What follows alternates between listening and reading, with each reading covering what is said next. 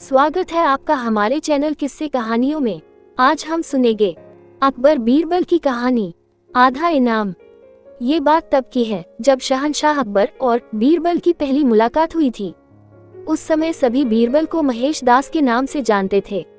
एक दिन शहंशाह अकबर बाजार में महेश दास की होशियारी से खुश होकर उसे अपने दरबार में इनाम देने के लिए बुलाते हैं और निशानी के तौर पर अपनी अंगूठी देते हैं।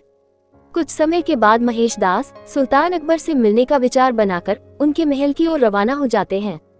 वहां पहुंचकर महेश दास देखते हैं कि महल के बाहर बहुत लंबी लाइन लगी हुई है और दरबान हर व्यक्ति से कुछ न कुछ लेकर ही उन्हें अंदर जाने दे रहा है। जब महेश दास का नंबर आया तो उसने कहा कि महाराज ने मुझे इनाम देने के लिए बुलाया है और उसने सुल्तान की अंगूठी दिखाई। दरबान के मन में लालच आ गया और उसने कहा कि मैं तुम्हें एक ही शर्त पर अंदर जाने दूंगा, अगर तुम मुझे इनाम में से आधा हिस्सा दो तो। दरबान की बात सुनकर महेश दास ने कुछ सोचा और उसकी बात मानकर महल में चले गए। दरबार में पहुंचकर वह अपना नंबर आने का इंतजार करने लगे। जैसे ही महेश दास की बारी आई और वो सामने आए तो शहंशाह अकबर उन्हें देखते ही पहचान गए और दरबारियों के सामने उनकी बहुत तारीफ की। बादशाह अकबर ने कहा कि बोलो महेश दास, इनाम में क्या चाहिए।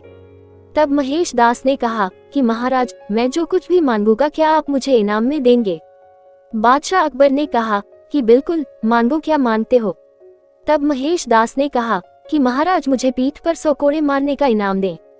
महेश दास की बात सुनकर सभी को हैरानी हुई और बादशाह अकबर ने पूछा कि तुम ऐसा क्यों चाहते हो। तब महेश दास ने दरबान के साथ हुई पूरी घटना बताई और अंत में कहा कि मैंने वादा किया है कि इनाम का आधा हिस्सा मैं दरबान को दूंगा।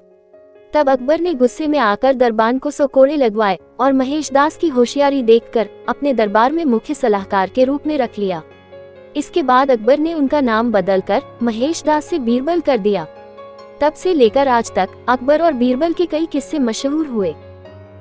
कहानी से सीख, हमें अपना काम ईमानदारी से और बिना किसी लालच के करना चाहिए। अगर आप कुछ पाने की उम्मीद से कोई काम करते हो तो हमेशा बुरे परिणाम का सामना करना पड़ता है, जैसे इस कहानी में लालची दरबान के साथ हुआ।